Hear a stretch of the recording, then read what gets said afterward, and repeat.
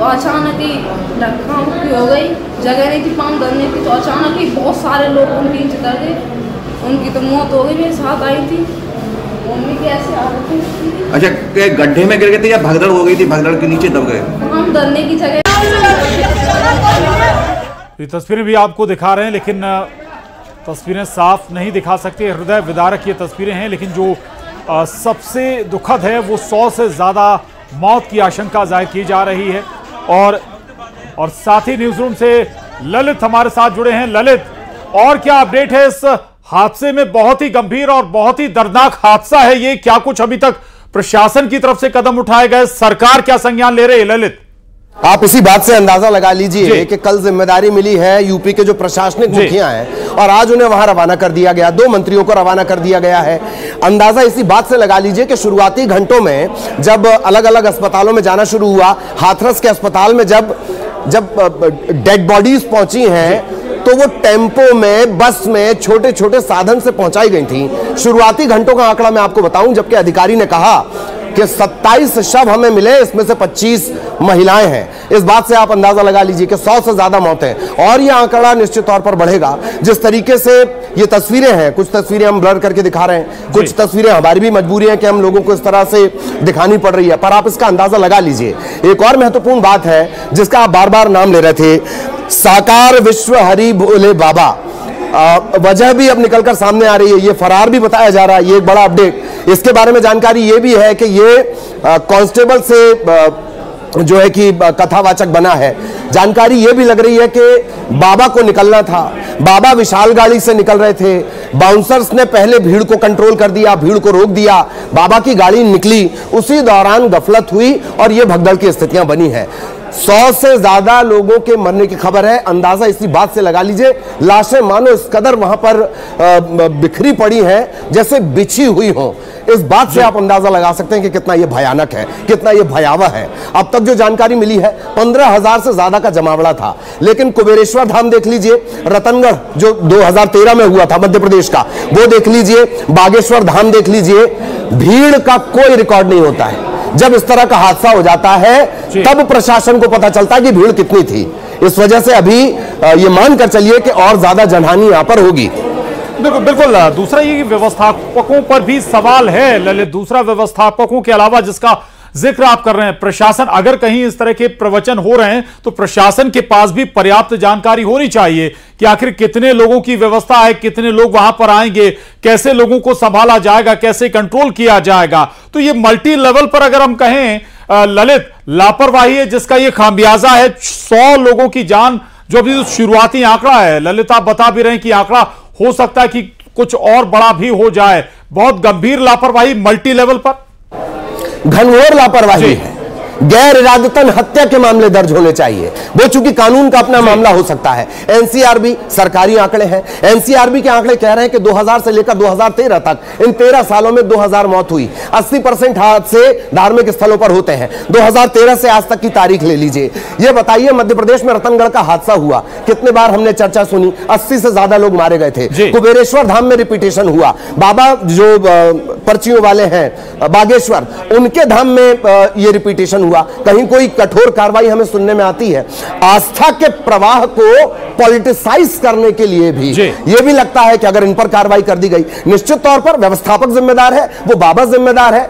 किसने कहा था कुबेरेश्वर धाम में यूं रुद्राक्ष फेंक कर दो? घटना हुई, महिलाओं की मौत हो गई, वहां पर रुद्राक्ष लूटने को लेकर हो गई। इसी तरह का यह हादसा है और निश्चित तौर पर जिम्मेदारी तय करनी चाहिए। जो व्यवस्थापक है उनकी जिम्मेदारी तय करनी चाहिए, उस जिले के एसडीएम कलेक्टर उनकी जिम्मेदारी तय करनी चाहिए। इतना बड़ा जमावड़ा हो रहा है, पॉलिटिकल जमावड़े में 10,000 की भीड़ जुटाना मुश्किल होता है, आपके पास 15,000 20,000 लोग इकट्ठा हो गए, आपको जानकारी नहीं है। हैरत, कंप्लीटली फेल्यूर है ये।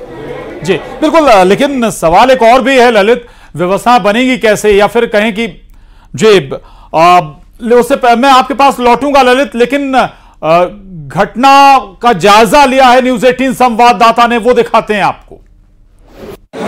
हाथरस के गांव फुलरई में आज सुबह एक सत्संग का आयोजन किया गया था, जिसमें भोले बाबा ने सत्संग प्रवचन का एक आयोजन था, जिसमें लगभग परमिशन से अधिक संख्या में लोग उपस्थित हो गए। जो भक्तजन थे वहां एक साथ भगदड़ मच गई। भगदड़ के बाद वहां पे जो है लगातार लोग बेहोश हो गए और उसके बाद कई लोगों की मौत हुई है। मेरे पीछे आप देख सकते हैं ये यहाँ CSC है और CSC सिकंदरा राव है। यहाँ पर लगभग 100 से अधिक भक्तों की मृत्यु हुई है जहाँ पर उनके शव रखे गए हैं। प्रशासनिक अधिकारी मौके पर हैं और प्रशासन के अधिकारी पहुंचे हैं और यहाँ पर ऑक्सीजन की व्यवस्थाएं नहीं है। व्यवस्थाओं की वजह से लोग परेशान हैं। शव देख सकते हैं आप, शव अभी भी यहाँ पे जो है जमीन पर पड़े हुए हैं। हालांकि अभी IG और कमिश्नर और ADG मौके पर पहुंचे हैं और अभी उचित व्यवस्था के लिए प्रशासनिक अधिकारियों को जिला अस्पताल में व्यवस्था करने के लिए निर्देश दिए गए हैं। सुमित शर्मा, न्यूज़ 18 हाथरस।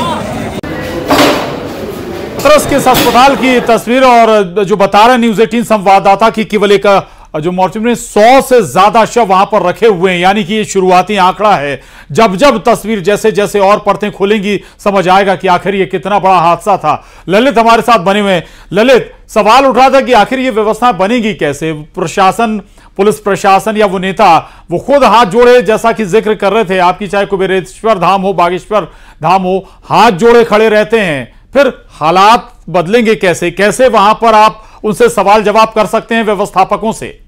ललित, ये बिल्कुल मार्के की बात, इसी को लेकर दरअसल चर्चा हो रही है। अभी मैं वो जायजा सुन रहा था। मैंने शुरुआत में जब जानकारी देनी प्रशांत शुरू की तो मैंने ये कहा कि परमिशन दी गई होगी, अगर परमिशन नहीं दी गई तो इतने बड़े जमावड़े की जानकारी होनी चाहिए थी। हम जायजा सुन रहे थे, यूपी से जो हमारे सहयोगी ने भेजा है, हाथरस से जो हमारे सहयोगी ने भेजा। अब और ज्यादा शर्म की बात है, उस जायजे में वो ये बता रहे हैं कि परमिशन से ज्यादा वहां पर जमावड़ा हो गया। यानी ये बात तो तय है कि डीएम और कलेक्टर जिनके पास ये परमिशन जाती है, जिले के एसपी को जाती है और जहां पर ये आयोजन हो रहा है वहां पर जाती है। यानी इन सबको इस बात की जानकारी थी कि यहां जमावड़ा है, यहां इस तरह की स्थितियां हो सकती हैं। तब तो ये निश्चित तौर पर गैर इरादतन हत्या का मामला बनना चाहिए, इस पूरी मशीनरी पर बनना चाहिए। ललित, मैं अनुपम से समझना चाहूंगा और कुछ और अपडेट उनके पास है। लौटूंगा ललित आपके पास। अनुपम,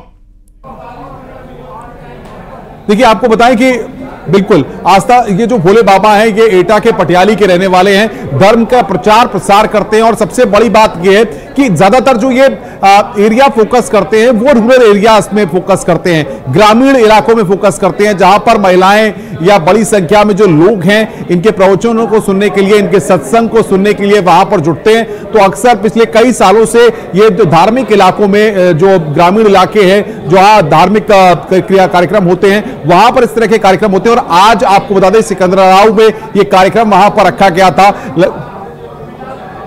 हाथरस का सिकंदरा राव ललित, जिसका जिक्र अनुपम भी कर रहे हैं हाथरस में। और अमूमन ऐसे आयोजन, और आप भी कुछ जानकारी बता रहे थे, भोले बाबा साकार हरि, महाराज साकार हरि उर्फ भोले बाबा एक पुलिसकर्मी से प्रवचन करने वाला वो शख्स बन गया। आखिर और क्या ट्रैक रिकॉर्ड है इसका, क्या रिकॉर्ड है, बैकग्राउंड क्या है? और जी ललित, बिल्कुल बिल्कुल, ये हालांकि बहुत पुष्ट नहीं है, अलग अलग सूत्रों के हवाले से खबर मिल रही है। इसमें हो सकता